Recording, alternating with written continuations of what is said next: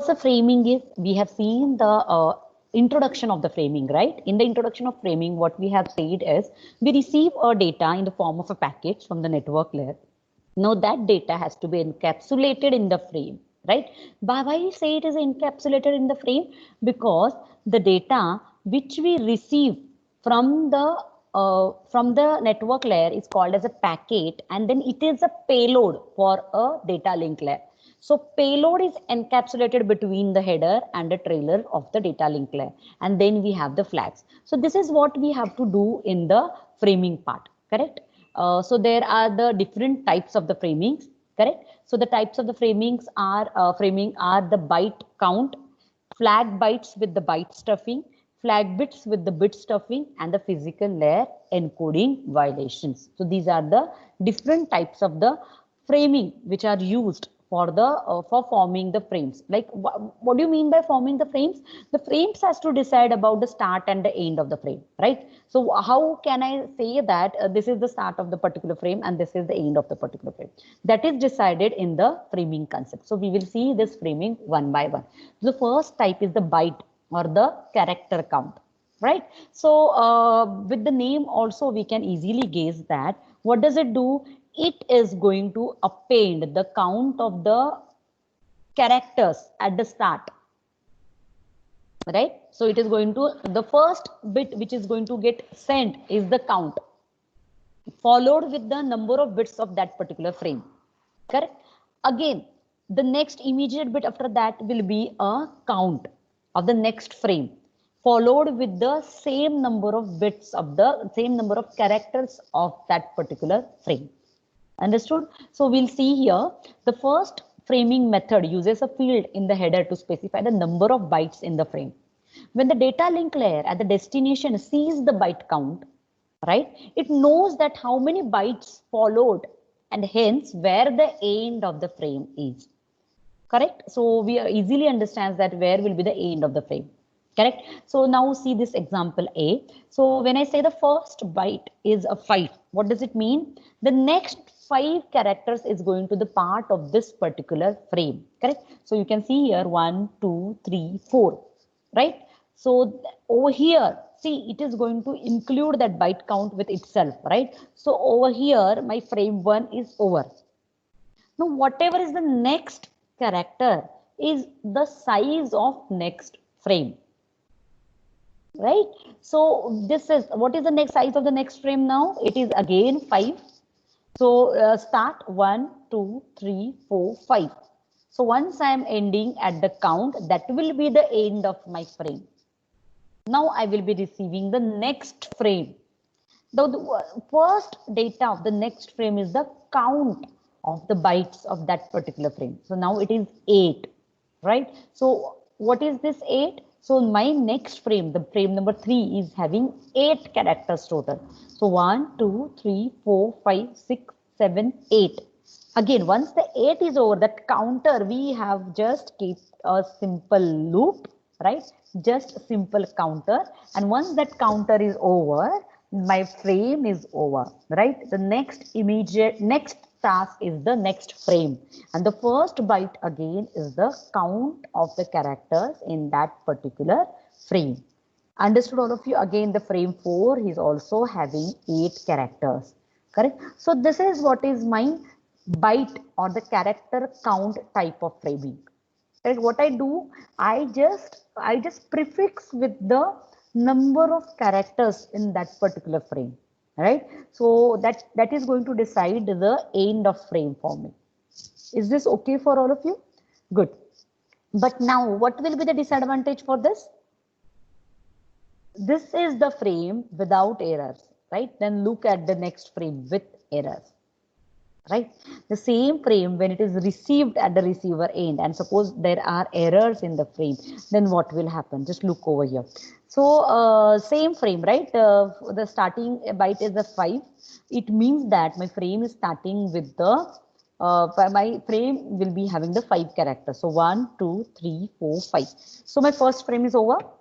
Now sender has seen again a next count, next byte as a 5. but during transmission of a data on a network, that particular byte has corrupted. Right, during transmission of the data on the network, that particular byte has been corrupted and it has changed to the 7. Right, so now what will happen in this case? What the receiver will think? Receiver will think that my next frame is having the size of 7 characters. Right, so this particular frame has started with the byte 7. So this particular frame is going to have the 7 characters. Right, actually it was having the 5 characters, right? But due to the error, it has changed the frame count itself, and now the frame got distorted. So I will be taking the 7 characters, right? So again, I will have some different character count, and like this, the error get introduced in consecutive frames. Understood, all of you? So this is a disadvantage of the byte or the character count framing. Now we'll move to the framing. The second type is the flag bytes with the byte stuffing. Correct. Now again, look at the image. So we have a payload, we have a header trailer, and we have a flag. Now what we have to do in this case is, say this is your original characters, right? A, flag, B. Correct. Now what we have to do, we have to stuff one of the flag byte. Correct. That flag byte can be something like escape character. Correct, something like a escape character.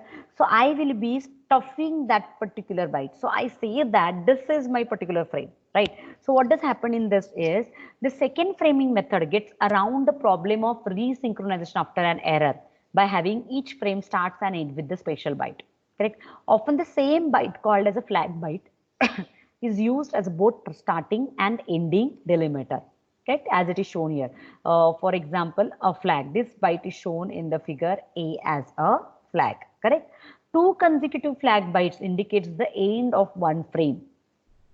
Correct. 2 consecutive flag bytes indicates the end of one frame and the start of the next. Thus, if the receiver ever sees the synchronization, it can just search for the 2 flag bytes to find the end and the start of the. Fine. So this particular technique is used in the PPP, that is point-to-point protocol. Now look at this. A frame delimited by the flag bytes. So these are my flag bytes, and what we have in the B diagram is 4 example of byte sequences before and after stuffing. Correct. So what is this? This is my original character. So flag. So I am stuffing escape character over here. Correct. So I will be stuffing the escape character here. Original characters and after stuffing. Now what does happen? Suppose the original character itself is having the escape. Correct. Then what you have to do? You have to again append the escape over here. Right. Suppose original character is having escape and flag both. The original character is having escape and flag both. Then you have to stuff escape before flag and stuff escape before escape also. So like this, the stuffing happens in the flag bytes with the byte stuffing.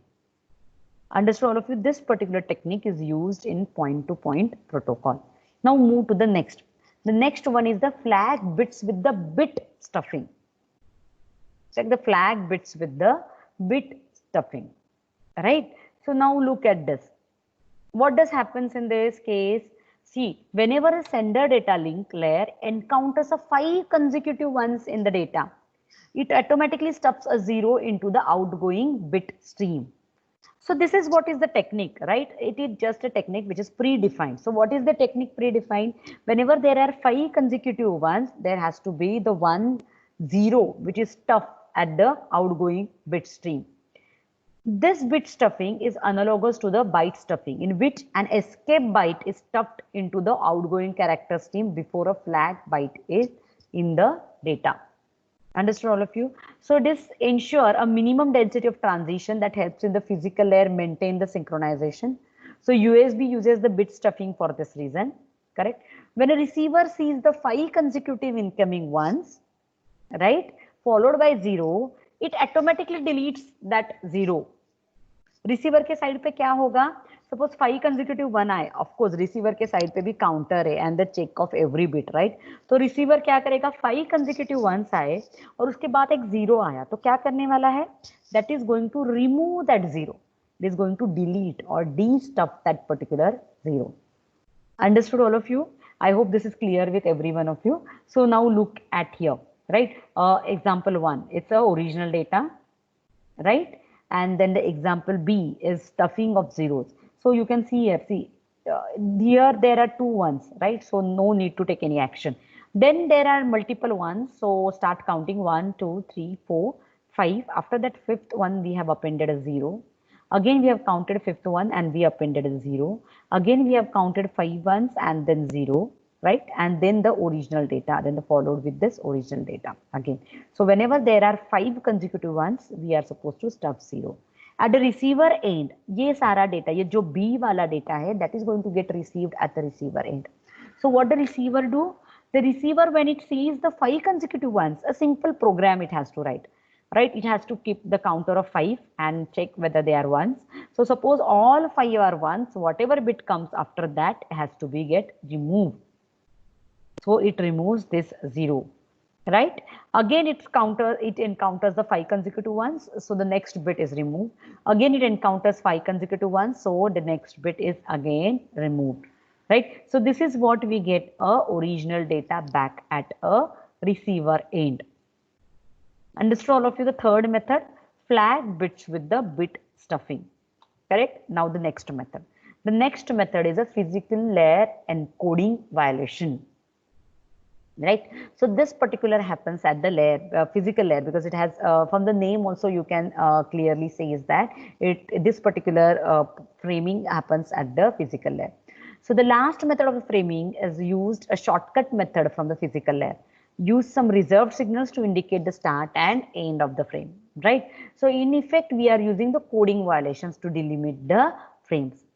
Signal use करते हैं हम लोग, तो coding में software में part वो use कर लेते हैं कि स्टार्ट और and with the indicating with the signal. The beauty of the scheme is that because they are reserved signal, it is easy to find the start and end of the frames and there is no need to stuff the data.